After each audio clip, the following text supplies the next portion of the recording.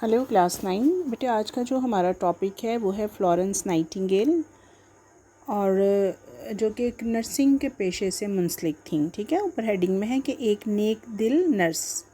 ये खातून जो थी फ्लोरेंस नाइटिंगेल, ये जो आपको तस्वीर नज़र आ रही है, इनका नाम फ्लोरेंस नाइटिंगेल है। और ये औरत जो है, ये वो औरत है जिसने नर्सिंग के पेशे की इब्तिदा की, नर्सिंग के पेशे से मुंसलिक थी। और नर्सिंग का पेशा जो है बेटा, ये इंतहाई जो है वो नरम मिजाज, जो दिल के नरम मिजाज लोग हैं ना, ये एक्चुअली उसको उनके लिए सूटेबल है, क्योंकि ये हर कोई किसी बीमार की तीमारदारी नहीं कर सकता। तो ये औरत चूँकि बहुत ही ज़्यादा कुर्बानी के जज्बे से सरशार थी, मुखलिस थी, नरम दिल थी, तो इन्होंने तिब का जो पेशा था ना उसको अपनाया, और उसमें इन्होंने बहुत ही जो है नुमायाँ कामयाबी हासिल की। तो अभी हम आपके साथ चैप्टर को देखते हैं। औरतें फित्रतन नरम दिल, मुखलस, मोहब्बत, एसार और कुर्बानी के जज्बे से सरशार होती हैं, इसलिए वो तालीम ख़ुसूसन छोटे बच्चों के लिए और तिब के पेशों के लिए मौजू ख्याल की जाती हैं। कहते हैं कि औरतें चूँकि नरम दिल होती हैं, ज़्यादा एहसास करने वाली होती हैं, इसलिए बच्चों की परवरिश भी वो अच्छे तरीके से कर सकती हैं, और दूसरा नर्सिंग का पेशा, बीमारों की तीमारदारी भी बेहतर कर सकती हैं। ना सिर्फ मौजू बल्कि वो मर्दों की निस्बत इन पेशों में ज़्यादा कामयाब भी रहती हैं। आज हम एक ऐसी खातून का जिक्र कर रहे हैं जिसने अपने कल्बी लगाव और मेहनत से तिब की दुनिया में इनकलाब बर्पा कर दिया था। नर्सिंग एक मुक़द्दस पेशा है। देखा आपने, पढ़ भी लिया कि नर्सिंग जो है एक मुक़द्दस पेशा है बेटा। बीमारों की तीमारदारी करना एक मुक़द्दस बात है। अगरचे मर्द भी इस पेशे से वाबस्ता होते हैं, लेकिन ज़्यादातर औरतें ये फ़रीज़ा अदा करती हैं। आप किसी भी अस्पताल में जाकर देखें तो डॉक्टरों के शाना बशाना नर्सें भी मरीज़ों की दिलजोई, मदद, इलाज, मुआलजे और देखभाल में मसरूफ़ अमल नज़र आती हैं। अगरचे ज़माना कदीम में ख़वातीन मरीज़ों, ज़ख्मियों की देखभाल और मरहम पट्टी करती रही हैं, लेकिन 18वीं सदी के वस्त तक नर्सिंग एक मामूली पेशा समझा जाता था, और इसमें चंद गैर तरबियत याफ्ता अफराद ही हिस्सा लिया करते थे। एक अजीम खातून फ्लोरेंस नाइटिंगेल ने खिदमत के बेलौस जज्बे से सरशार होकर इस पेशे को एक मुअज़्ज़ज़ और बावकार पेशा बना दिया। चुनांचे आज दुनिया में लाखों ख़वातीन इस पेशे से वाबस्ता हैं। हर लड़की के अंदर जो है वो एक खुदा ने मोहब्बत भरा दिल जो है ना वो रखा हुआ है, हमदर्दी, प्यार, एसार, और इन्हीं जज्बों की बिना पर हम एक दूसरे की कदर करते हैं और एक दूसरे की केयर करते हैं। आगे देखते हैं।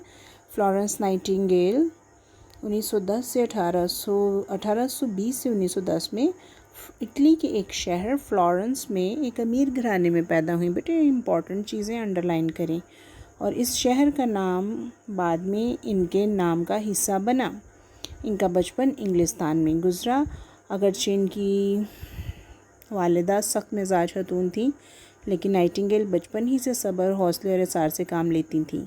गोया वो नर्सिंग का मिजाज लेकर पैदा हुई थी। खुदा की तरफ से उनके अंदर नर्सिंग का मिजाज जो था वो मौजूद था। उन्हें अपने घर वालों की मुखालफत के बावजूद नर्सिंग का फ़न पूरी तवज्जो से सीखा। इस पेशे से इनकी वाबस्तगी इस कदर हुई कि उन्होंने अपनी हर ख्वाहिश को इस खिदमत पर कुर्बान कर दिया।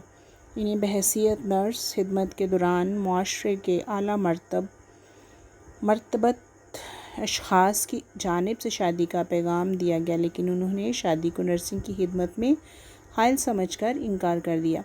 यानी कि इन फ्लोरेंस नाइटिंगेल ने शादी भी नहीं की थी। ठीक है, उनको बहुत ही आला मर्तबत मर्दों के जो थे वो पैगाम आते थे, रिश्ते भिजवाए जाते थे, लेकिन चूँकि उनको पता था कि वो एक मुक़द्दस फ़रीज़ा सर अंजाम दे रही हैं, और अगर वो शादी करेंगी तो मे बी के बाद में जो है शादी उनके इस खिदमत में ख़ाइल हो। ठीक है, लिहाजा उन्होंने शादी करने से इनकार किया। लास्ट पैराग्राफ देखते हैं। फ्लोरेंस नाइटिंगेल की ज़िंदगी खिदमत हल्क पर में बसर हो रही थी कि जंग क्रीमिया में इनकी शिरकत इन्हें ज़िंदगी के ऐसे मोड़ पर ले आई कि इनकी शोहरत को 4 चांद लग गए। दीगर 38 नर्सों के हमरा इन्हें इस जंग में زخمیوں کی دیکھ بھال کے لیے بھیجا گیا اور اس گروپ کی تربیت انہوں نے خود کی۔